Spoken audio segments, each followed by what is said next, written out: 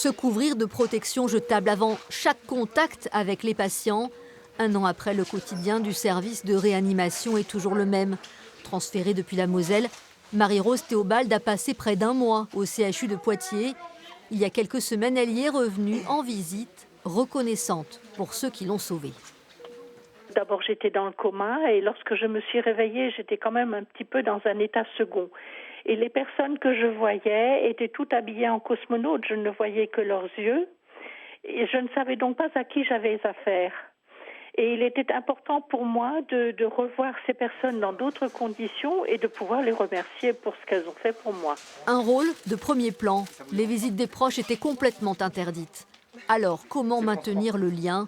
Ce contact qui fait la différence passe forcément par les soignants.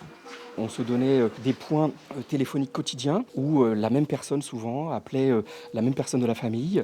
Et donc je crois qu'on a pu restaurer un sentiment de confiance. 800 km, la distance accroît l'inquiétude. Dans le même train que Marie-Rose, le 3 avril, Serge Wurster était évacué à l'hôpital de Poitiers.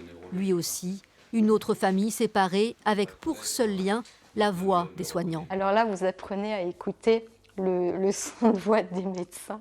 Et les 3 ou 4 jours où il n'était pas bien, il disait tout va bien, mais je sentais bien que ça allait pas. Même dans ce contexte difficile, quelques bons souvenirs se glissent.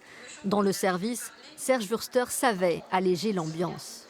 Les collègues racontaient à chaque fois de l'entendre dire à son réveil mais pour prendre mes médicaments, donnez-moi du champagne, ça passera beaucoup mieux.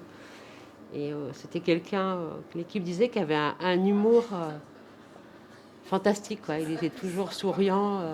Si je les croisais demain, là, je les inviterais tous chez moi, quoi, à manger, à faire une grosse fiesta. Hein. C'est des gens formidables. Ils ont un dévouement, on s'en rend même pas compte. Hein.